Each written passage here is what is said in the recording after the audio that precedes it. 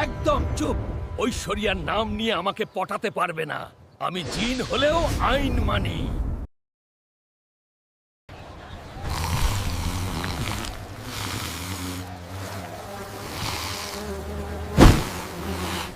আহা পাতলু, দেখ দেখ ঘাসিরাম ঘুমাচ্ছে। আজ তো ফ্রিতে মিষ্টি খাওয়ার মোক্ষম সুযোগ। আঙ্কেল, আপনি মিষ্টি খাচ্ছেন কেন? আরে খোকা, তোমার বাবাকে গিয়ে বলো মিষ্টিতে মাছি বসেছে, মাছি মিষ্টি খাচ্ছে। বাবা, ও বাবা ওঠো, মিষ্টিতে মাছি বসেছে। মাছি তো সব মিষ্টি খেয়ে ফেলছে। খাক, সমস্যা নেই। মাছি আর কতটুকুই বা খাবে? আরে মাছি আঙ্কেল, মিষ্টি তো সব খেয়ে ফেললেন, টাকা দেবেন না? আরে খোকা, মাছি কি কখনো মিষ্টি খেয়ে টাকা দেয়? তোমার বাবাই তো বললো মাছি মিষ্টি খেলে সমস্যা নেই। দোকানে মিষ্টিগুলোকে কে সাবার করে গেল রে? আর তুই এভাবে কাঁদছিস কেন রে খোকা? তুমিই তো বললে মাছি মিষ্টি খেলে সমস্যা নেই। ওই যে দুইটা বড় বড় মাছি সব মিষ্টি খেয়ে উড়ে চলে গেল। গোপন খবর এসেছে।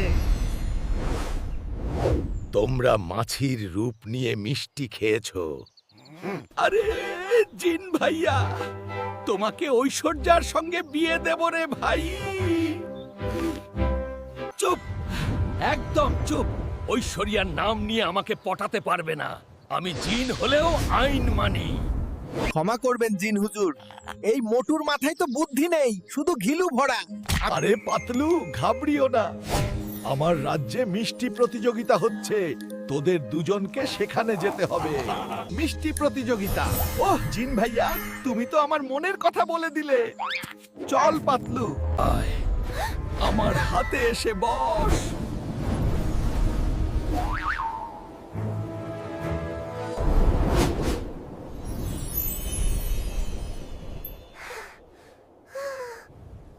আরে বাহারে জিন দাদা, আমি তো একাই সব মিষ্টি খেয়ে সাবার করব।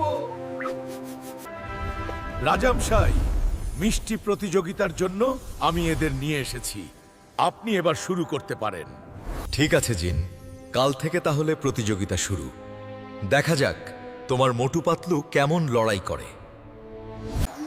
তাহলে তোমরা মিষ্টি প্রতিযোগিতায় কার কত দম তা দেখাতে পারোট। মোটু, শুরু করে দাও তোমার কেরামতি।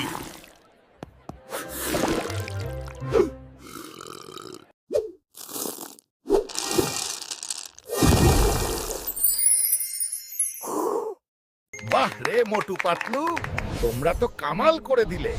তাই তোমাদের জন্য আমার পক্ষ থেকে আরো একটি উপহার আছে।